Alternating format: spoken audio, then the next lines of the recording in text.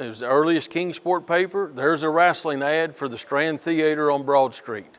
So the earliest paper that I could find in East Tennessee, Tri-Cities, wrestling was already here, over 100 years ago. Wrestling historian Beau James, also known as the King of Kingsport, has spent a large portion of his life researching and chronicling the history of the squared circle in East Tennessee. Three biggest names in East Tennessee history: Whitey Caldwell, Ron Wright, Don Wright, bar none. And they've all come through here. Ric Flair, Hulk Hogan, Randy Savage started here. Ron and Don started Randy here very early in his career. Antonio Inoki lived here in Kingsport and wrestled here, worked the Kingsport territory. He wrestled in Knoxville. He learned to speak English in East Tennessee. The Kingsport territory was ran by promoter Mickey Barnes, who made sure that any talent he brought in felt comfortable in the Tri-Cities. They didn't just come in and promote and take money from everybody every week. They bought hotels, they bought restaurants.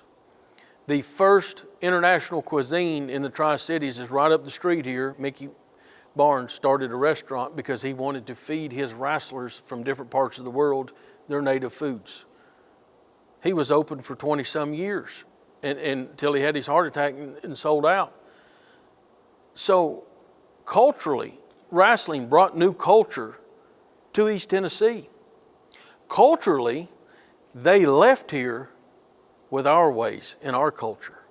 While most wrestlers just passed through, some became enthralled with the area and stayed. Mr. Fuji made Jefferson City his home.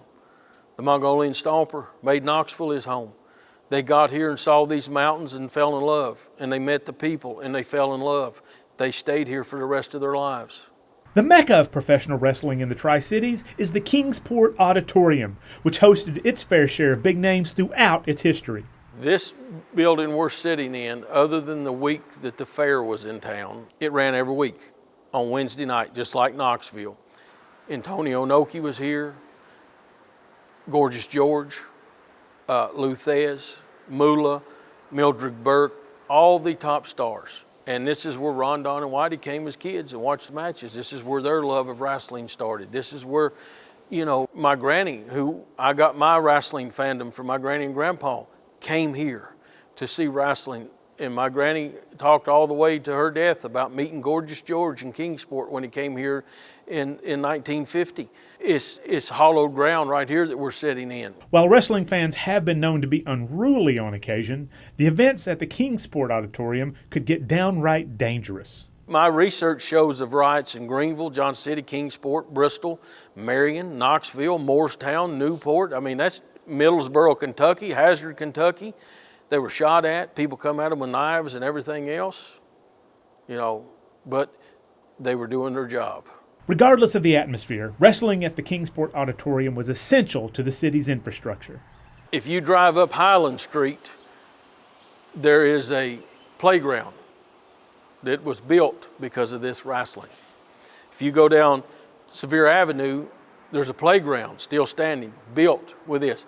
The Parks and Rec put on the wrestling here. They got 20% of the gate and all concessions, 52 weeks a year. Ballparks, playgrounds, all the recreational stuff here from 1946 until 1969 was paid for by wrestling. Kingsport Police Department got radios because of the wrestling promoter. They didn't have the money to go to the modern era when they got the two-way radios. He started donating a portion of the proceeds every week, and he brought the Kingsport Police Department to the modern era. James has published many books on the history of wrestling in East Tennessee, with the hopes of preserving the stories that he learned growing up.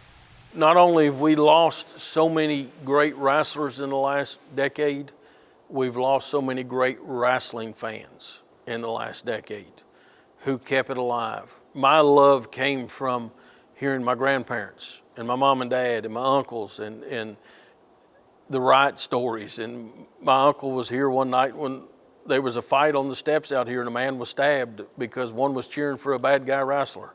You know, but that history's being lost. That's why what I'm doing and other people are doing, we do it to make sure, you know, you hear the name Ron Wright and Don Wright, you hear Jim White's name, you hear the Kazana name. These are names in history to most people, But to me, they're my heroes that became my friends, that I have a love for and a respect for, and they have it for me in return. So I want to make sure that it stays alive.